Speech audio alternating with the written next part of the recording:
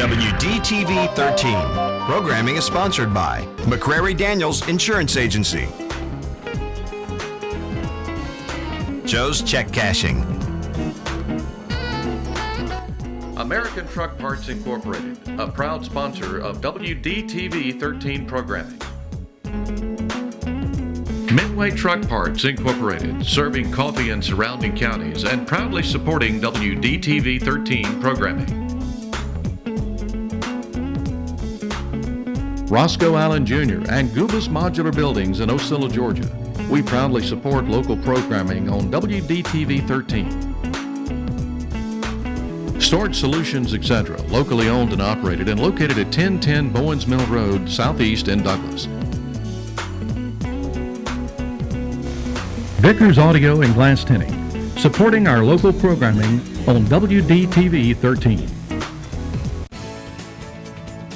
There's a place where knowledge is gained and lasting friendships are made, where there's a home away from home and support is always there, where the competition is friendly and hawks take flight.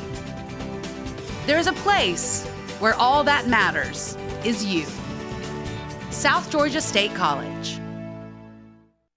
Get ready, Southeast Georgia, for the second annual Bikes, Blues, and Barbecue Festival, April 10th, 1 to 11 p.m., and April 11th, 9 a.m. to 5 p.m. in Douglas, Georgia, at the Douglas Municipal Gene Chambers Airport. Car show, motorcycle show and poker run, barbecue competition, vintage Warbirds airplane display, free blues music concerts, arts and crafts, general vendors, and more. Don't miss your chance to win great prizes. For event information, log on to cityofdouglas.com/BBBfest or call 912-383-0277.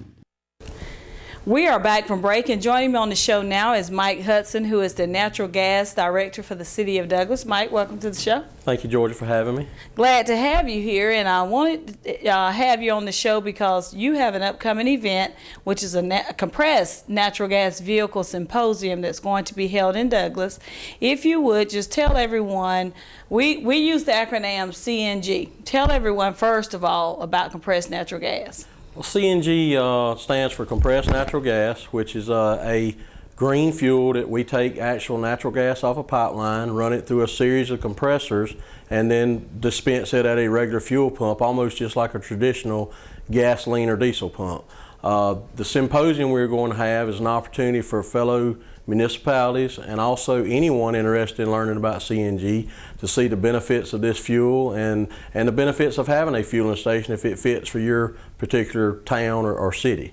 Who would have ever thought years ago that we would be fueling vehicles with natural gas? Well, you know, they've tried this and been doing it in Atlanta for years, and because the MARTA bus and transit bus systems up there, but locally in rural South Georgia, probably nobody ever thought we would be having CNG stations cropping up everywhere, but it's become to where so many companies and even municipalities want to try to be a little greener with their fuel choices. Plus, natural gas is such a good price right now. That makes a very significant difference than years ago. So it's the change of the times. Well, what market are you going after for the compressed natural gas product? We mainly had targeted the diesel fuel market because that's where most of your truck carriers, heavy-duty vehicles run in. Diesel had gotten to be, even though it's a byproduct of gasoline, it had gotten to be very pricey far as at the pump.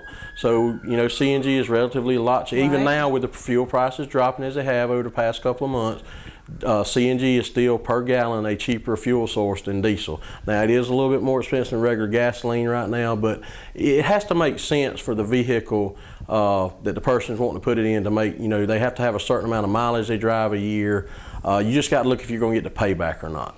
Well, that's what I was just going to ask you, to compare miles per gallon based off of the compressed natural gas versus the diesel. There is not a lot of difference in miles per gallon. Where you usually save is the money, but when I said miles per gallon or miles on a vehicle means you have to drive, they say, an estimated 20 to 24,000 miles per year to be able to justify having a conversion kit put on a vehicle or owning a CNG vehicle as far as a regular light duty or small vehicle.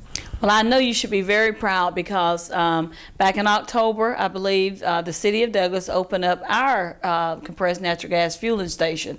Tell everyone where it's located and who could go out there and the do's and don'ts about it. That's correct. We opened our station to the public on October the 1st. It is located at 1331 Pope Drive. I always tell people just look for the big water tank and take a right by it, and you can't miss it.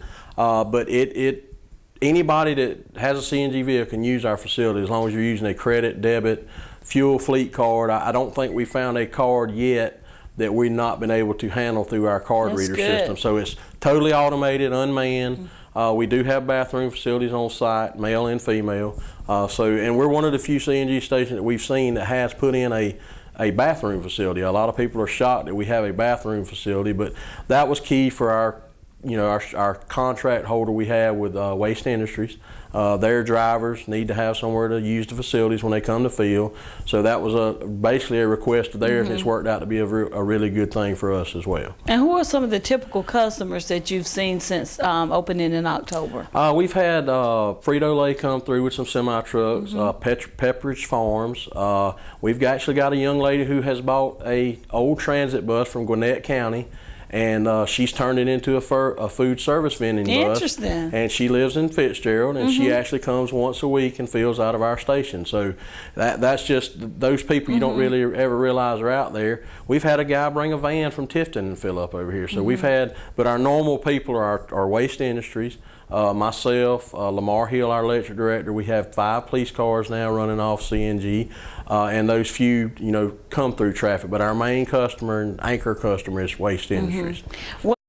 Well, the symposium that's coming up, and by the way, I don't think we set the date, but it's March the 17th and 18th. That's correct. And you did say here in Douglas at Central Square Complex, but I know we invited many municipalities and fleet drivers to come over with like diesel vehicles and all, but individuals who wish to maybe convert over, could they attend the symposium as well? Oh, sure, of course. We want anybody that has any kind of interest in CNG, whether that be even mechanics that own mechanic shops, because as more of these vehicles get saturated into the county and the state, we're going to have people to work on those vehicles, and that's something they need to probably come and do is see how this part of this industry is growing. I mean, it's coming along. Frito-Lay is a perfect example. They're talking about having 145 trucks running off. Right now they have currently 50. But at some point, they're talking about having 145 semi-trucks running up and down the road out of their Warner Robins location in the state of Georgia throughout Florida and Alabama. So the industry is ready, just been waiting on it. That's correct. And like I say, they've been doing this for years in Atlanta. We've got a lot of cities done these. City of Thomasville, City of Albany is now talking about putting one in. Valdosta has a private one that's owned by Langdale Fuel. AGL has committed to do 5 of these stations. So it's starting to catch on, and pretty soon we'll have that corridor built in Georgia where you can pretty much, like me now, I can do most of my travels that I do for business for the city. I can run on CNG. I don't have to hunt a gas station anymore. When I first did this, I'd have to stop and get gas sometimes because my truck is a biofuel vehicle. So it means it runs off gas or CNG, whichever.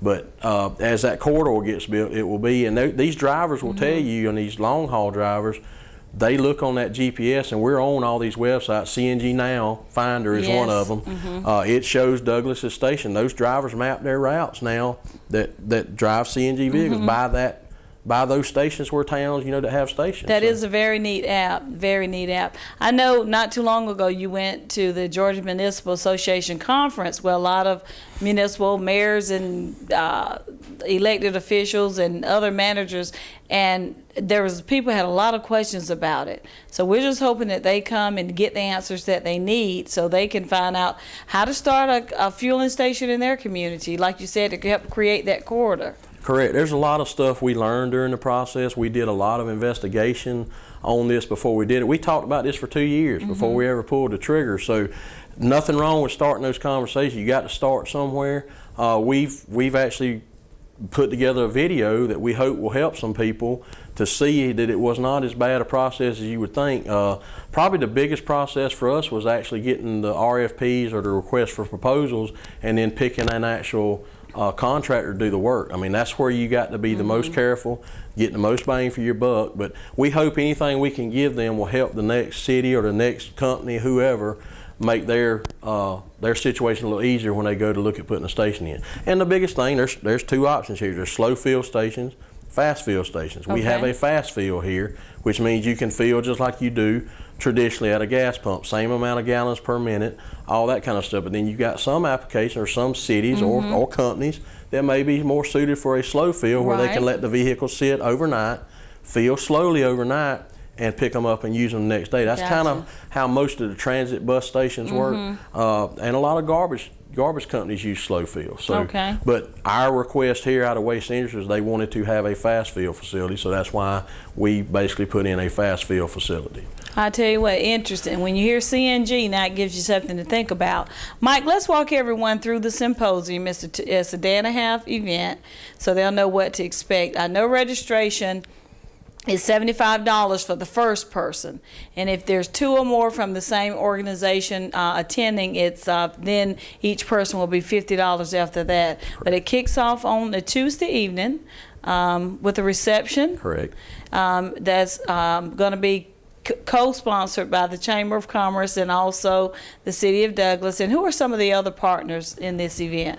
We've got Phoenix Energy, AGL, Municipal Gas Authority of Georgia, Ron Lewis Construction, and I'm probably going to forget some people, but those are our main, I think, key sponsors. Municipal Gas Authority of Georgia thought this was a very good idea. We actually had a lot of interest at the Georgia Municipal Association conference you were talking about. We had a lot of cities say, hey, we'd like to look at this. So we went to the Municipal Gas Authority of Georgia and said, hey, what if we put together this CNG symposium? What do you guys think? So they have been very hands-on on the committee that we had, putting this symposium together. So I'm looking forward to it. I hope everybody will take the opportunity to come.